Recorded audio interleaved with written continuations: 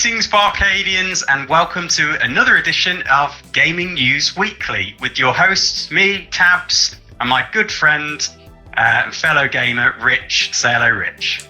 Hello! So, if you're new to the channel and this is the first time you're seeing Gaming News Weekly, so what we do is we rattle off 3 juicy stories, or the juiciest stories we've found in any given week, all about the games industry. We cover off a quick fire round of everything else we couldn't fit in, which we call everything else. But first of all, before we get into the main, we have a little catch up, Rich, don't we, about what we've mostly been playing this week in our kind of gaming lives. So, absolutely. Rich, do you want to start off, my friend, and regale us with what you've been up to? Yeah, I'd say a little bit of a quiet week for me. Just been super busy and felt a bit tired and stuff, so not played much. I had quite a session on Gran Turismo at the weekend. Did quite a few races on that, which was good fun. I feel like my skills on Gran Turismo and with the steering wheel specifically are really moving forward. I feel like I'm really getting to grips with that. There's a few new techniques that I've tried to implement on that, like part throttle and stuff, and yeah, I feel like I'm actually really starting to move forward in terms of my ability on that, so that's good fun. But actually since then, I think that was Saturday or Sunday, I've actually not played anything, I don't think, this week. No, I don't think I've played anything. You're still teasing the kind of upgrade to your steering wheel setup, mate? You're still thinking about getting or building? I was actually looking at the weekend, because it's the way I've got the steering wheel and stuff. It's a bit of a ball ache to keep getting it out, and when it is out, it's not ideal in terms of the placement. If I play for too long, I end up hurting my back because I'm sort of hunched over. So I could do with doing something, but I don't know whether to go something bigger with a seat, and then it would have to be upstairs in the room here, or to go with something smaller that's just a stand for the wheel and pedals that would be, more put in, put away and stuff. I don't know. I'm not sure what to do. And also, it's just, the sky's the limit on how much money you want to spend. So I don't know. Just thinking marginal gains, slightly improved experience in that respect might also equal better performance on the track. Absolutely, mate. Absolutely. Which is one of the, and obviously if I could be more comfortable, I'll want to play for longer, which obviously will make me get better in the long run as well. Exactly. But I don't know. We'll see. What about you, mate? What have you been playing? Well, just very quickly before I go on to me, but I don't know if you saw a video, maybe you did because we share the same YouTube login, but it was a guy who was playing a racing game, and he's come up with this device where he's attached like electrodes to, the thing in your ear that actually helps you with balance. Yeah. So he's actually stimulating that with electric shocks, presumably, which is rigged up to like a driving game, and it actually simulates feeling like he's turning, that sensation of turning. That is cool. It was cool. I mean, it looks madness, and I think we should probably say don't try it at home, because electrocuting yourself essentially, but motion sensitivity is a bit nuts. But yeah, perhaps go and have a look at that. It made me think about the future of racing games, but who knows. But yeah, what I've been up to, mate, it's been a really good week. As you know, mate, I'm hopefully completing on a brand new house this week. So not in the gaming world, but I'll have a new gaming setup in the long term, hopefully there. We've managed to bag 2 PS5s for our friends this week through, our endeavours. Just through hive minding. Yeah, hive minding, looking out for, the latest drop of PS5s. So that's great news. So we've all, in our little group of friends now, we're all going to have a PS5, and we're going to be able to play together, which is wonderful. And then just more specifically, so Resident Evil Village, as we've just been talking about at length. So in a nutshell, I think I'm on the final straight with it. It's been a thoroughly fun experience. Echo a lot of my comments from last week about it being softened around the edges, a bit arcadey. But it's no bad thing. It's been super fun. There's a lot of variety in the way they've designed the game and the pacing. A lot of it is quite, B-movie horror, hammy, and very far-fetched at times, and contrived is very much the word. But, if you go with it and you suspend your disbelief, it works for me. I've really enjoyed it. So, yeah, Gets a thumbs up from me. And then apart from that, Pro Evolution Soccer, mate, I've been banging on with my Soul Master League. And as I've been, ranting about to you, just talking you through some of the ridiculous trades and negotiations I'm making. Still very addictive. So enjoying that. But shall we move on to the news, my friend, and not drag our heels any longer? Let's do this. So let's kick us off. Make sure you smash the like button if you haven't already, BArcadians. With the first topic this week, so a new Timesplitters confirmed. Very close to my heart, this one. So courtesy of IGN, we have this to say. After years of speculation, fan requests and false starts, Timesplitters is finally returning for a real Timesplitters is finally returning for real, courtesy of publisher Deep Silver and a number of the original developers. Deep Silver announced today that a number of key original members of Free Radical Design have joined together to reform the studio under the same name, including founders Steve Ellis and David Doak. Of course, David Doak, at least, I think, was from GoldenEye days at Rare, maybe Steve Ellis too. The studio will serve as a subsidiary of Deep Silver. Sadly, we may have to wait quite a while to see what Free Radical is cooking up. Development is not expected to begin on the new Timesplitters for a few months yet, with the team expecting to spend some time building out its studio in Nottingham first, Rich, not too far away from us. Timesplitters was a first-person shooter series masterminded by Doak, Ellis, Carl Kilton and Graham Norgate after the four left Rare years before. Timesplitters was first released in 2000 as a launch game for the PlayStation 2 and echoed elements from previous Rare shooters such as GoldenEye 007. And I bolt onto that with a big focus on multiplayer.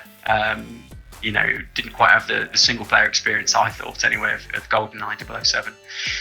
But yeah, Rich, we were just talking there, a bit of a game from our youths, our history as gamers. So great news. What do you make of it? Yeah, really good news. I think we were just talking prior to this, and I'm pretty certain that it was Timesplitters 2 that we used to play on multiplayer a lot. And although it's a first-person shooter, I had a tolerance for it, which meant I could play for like sort of 30, 45 minutes. So I was able to mix it with you boys on that, which was really good. And I remember, I'd play for a bit and then I'd have to duck out. But I remember it being a lot of fun. I remember being like peer pressured into playing it, which ended up being like a really good thing because it meant I actually played it with you boys, which was really good. So excited to see what they can do next. But it's interesting that it's not even like slightly off the table. It's like really, really early in development. And I'm going to just sit on the fence with this one. But, that some things so early in development, sometimes they do fall by the wayside. Hopefully that doesn't happen with this. There's some really clever, quality people on board with this. And hopefully they can, hark back to the originals that people love so much and why they want another version of this game. So, yeah, let's see. I know, mate. I've got similar fears in, what comes to mind? Shenmue 3. Because Deep Silver actually were involved in bringing that back. I think they helped to fund the project. And obviously, again, that was a historically legendary games developer who perhaps had been out of the game for a while, who come back in the modern scene. And, it was an archaic piece, wasn't it, really? Yeah. They didn't bring it up to date enough for me. Maybe that was by design, but I mean, I don't know about these chaps, Free Radical Design and what they've been doing or keeping busy with. Maybe they are, bang on trend, if you like, with the games industry. But I suppose that would be my concern if we're just going to see, some sort of relic rolled out with a few new bells and whistles that isn't really up to spec with what we see from gaming in the modern landscape.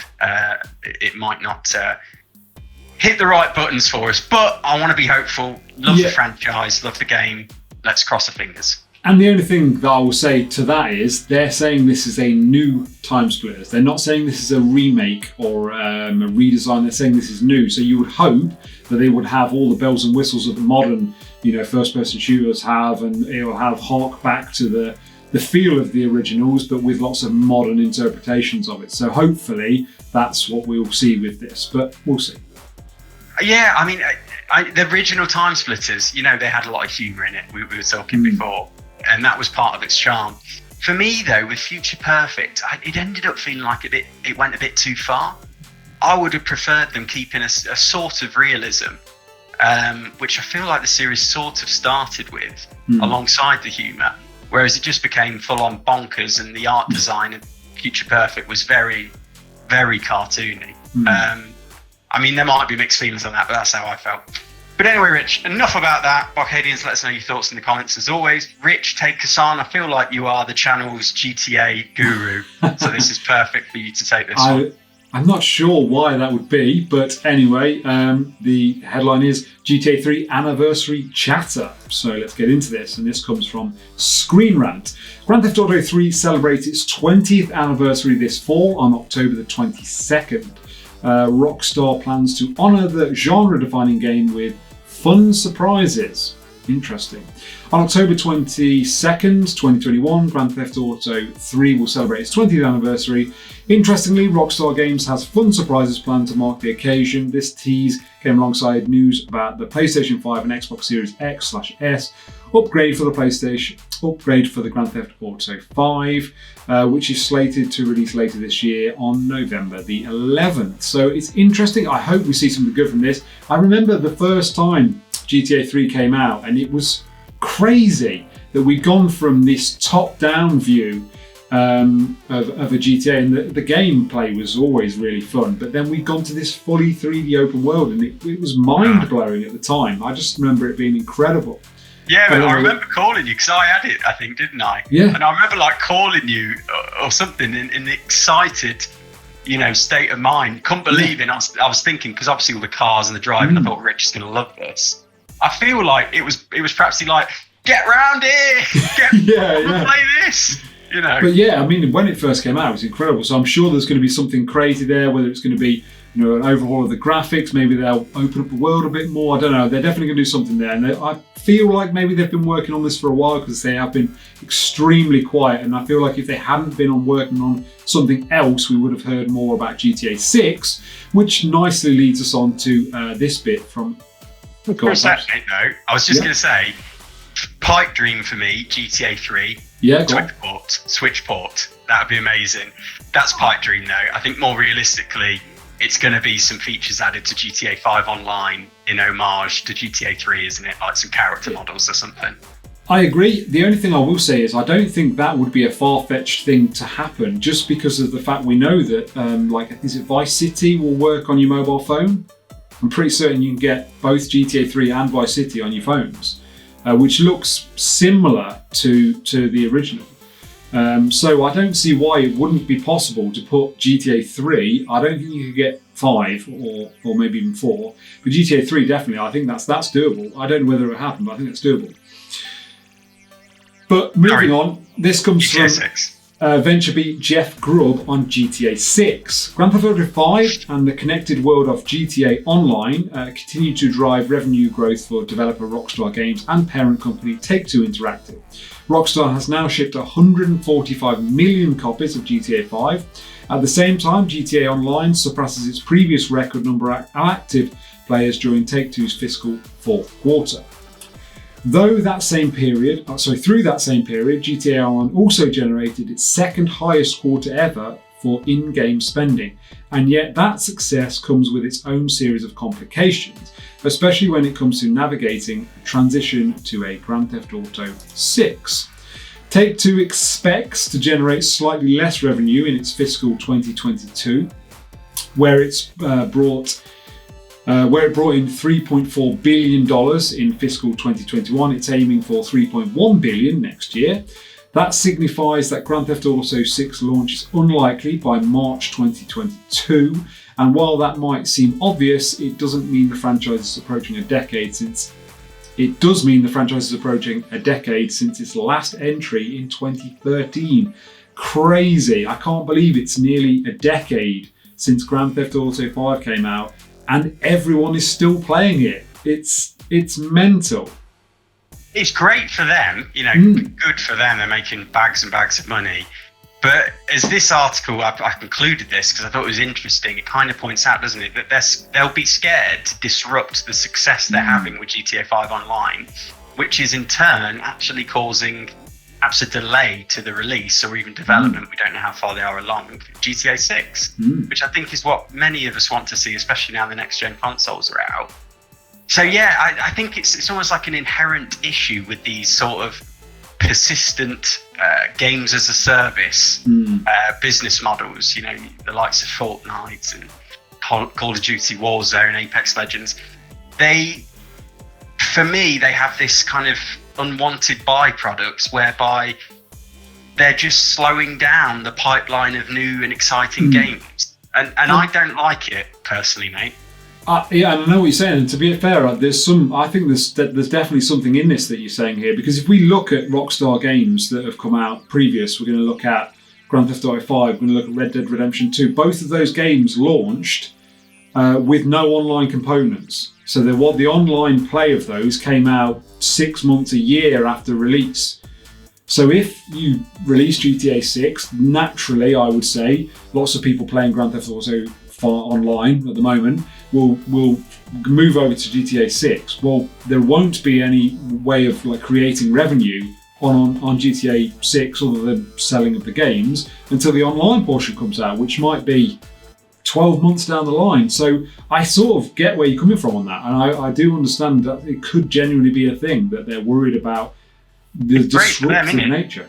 They just create this massively multiplayer online sandbox, and then, you know, all the users, the gamers, they create their own content on it, really. And the burden they just have to keep the infrastructure going, add the odd bit of content here and there, you know, monetize it, and they're just racking in the big bucks. But absolutely, I don't know, I can't imagine that's particularly nice on the developer side. You know, surely you want to be creating new and exciting things, pushing the envelope, being creative.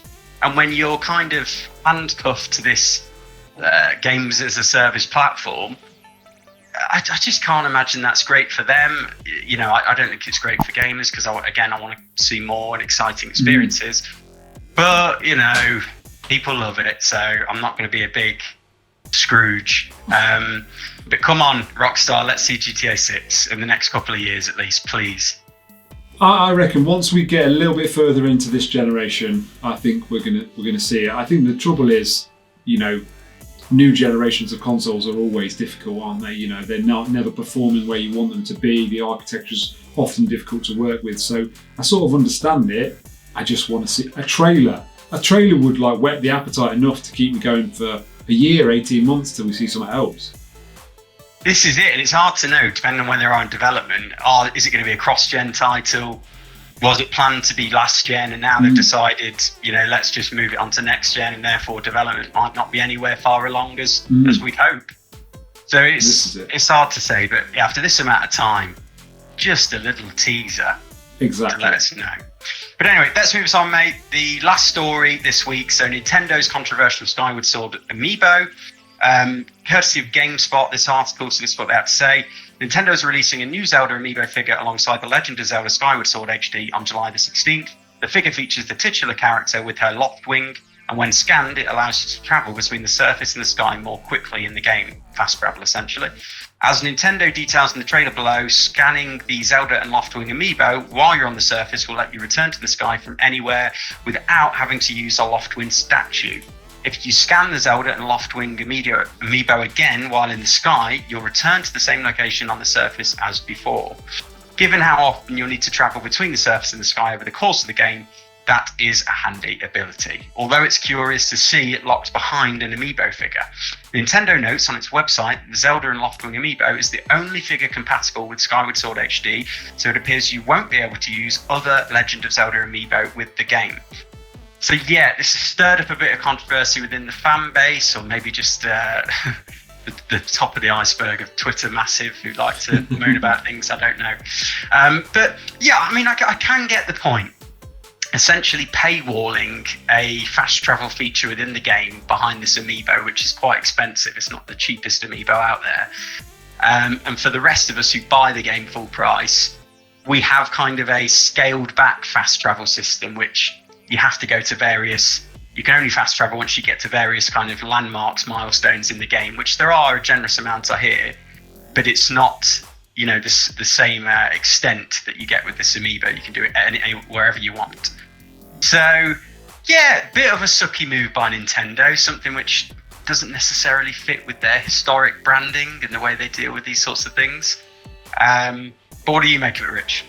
My initial reaction was like, why is this controversial? I don't understand it. But it was as we dug more into it, and what they're, in essence they're saying is, well, it's like, you know, this is a feature, but it's behind a paywall. It's like a pay to win. You know, if that's a feature that's like particularly like important within the game, and I've not played the game so I don't know, but if it is, then you're like saying, yes, if you want to be better at the game, pay 25 quid or whatever it is for this amiibo and you can be better at the game.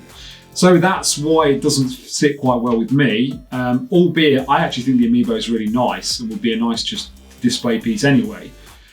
So if out the back of that you get an additional feature to the game, that's really cool. But it's a shame for the people who, you know, don't want to shell out for an amiibo, or they don't have the money to do that, or they don't have anywhere to put it, or whatever. Just leaves a bad taste in the mouth, which is unusual for Nintendo. Yeah, you expect with it's not a remake, is it? It's a remaster. You expect with a remaster they're going to bring some quality of life features and correct some of the idiosyncrasies of the last game. And instead, well, they have brought a quality of life feature, but they've paywalled it behind an amiibo. Yeah. And what is equally as like frustrating is it's no doubt this game is going to launch at full price of whatever, 50, 60 quid. But then on top of that as well, if you want to unlock an additional quality of life feature, that then takes the cost of the game, which is in essence, whatever, a 5-year-old game or a 7-year-old game, whatever it is, to like, you know, 75, 80 pounds. Yeah, it's frustrating.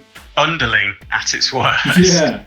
But anyway, just to finish off the Nintendo rant, my friend, while we're on it, I bolted this on. This is from Eurogamer, and this was basically to do with some new entries to the Switch Online retro games catalogue. Again, leaving a bit of a sour taste in the mouth of Nintendo fans out there. So this is what they had to say.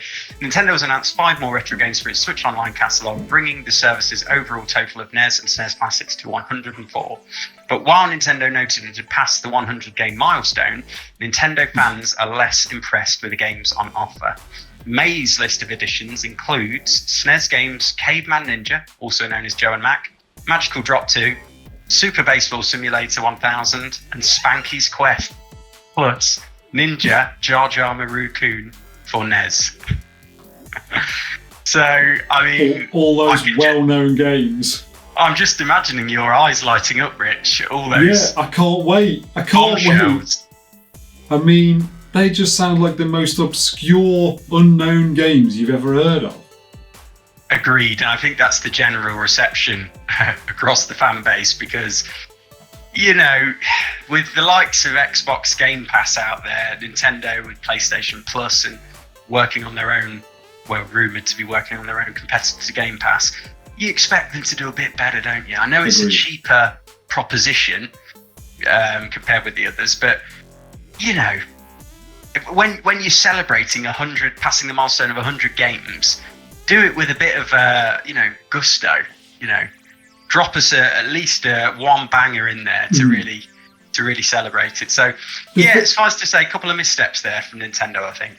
Agreed. And the thing on that one is, Nintendo have got a massive back catalogue of brilliant games that have released on their systems and their systems only in some cases, and yet they're putting this like cannon fodder out that I would say most people are not really interested in. But yeah, like you say, bit of a misstep, but what can we do? This is it, but you know, as ever, the social media massive are making it known that they're not happy, so that's positive. They're going to get that feedback and hopefully they'll learn from it. No major catastrophes. I think we should put it in perspective. So, Rich, hipfire round, everything else as we do every week, all the other little juicy bits that we couldn't squeeze into the main. Do you want to kick us off? Absolutely. Starfield is apparently not coming out this year, according to the latest claims surrounding this spacefaring RPG. No great surprise in my opinion. And I also heard it is pretty much exclusive to the Xbox. I don't think it's been officially announced. But yeah, I had read that was probably going to be a thing as well, but again, it wasn't actually confirmed. But yeah, rumour. Interesting. Next up, Xbox and Bethesda will have a joint summer conference. Makes sense. That's a real changing of the guards there, isn't it? Because, you know, that's them we're in bed together now, which we know, but it's like a much different previous years. And a silhouette of Samus Aran from Nintendo's Metroid series looks like it is in the background of an issue 3 of the Batman/Fortnite 0 Point comic. Could she be coming to Fortnite? That is interesting. I'd missed that. Yeah. I mean, if that is the case, that perhaps suggests Metroid Prime 4 isn't too far away, unless Nintendo have another entry in the franchise queued up. Yeah. But why else would they drop that soon? Unless they have something else to cash in on the popularity that it's going to be a marketing move, isn't it, to put her in Fortnite? Very exciting. But Rich, I'm sure as ever we've banged on long enough this week. Indeed. I'll bring it to a close. Thank you for joining us, BArcadians, as ever, for staying with the channel. And if in fact you're new to the channel, welcome. Make sure you smash the like button for us to support what we do. Subscribe today, ring that bell for notifications, and hopefully we'll catch you next week, Friday at 5 p.m. UK time for another edition of Gaming News Weekly. But I think that's another one for the archive. Stamped and completed.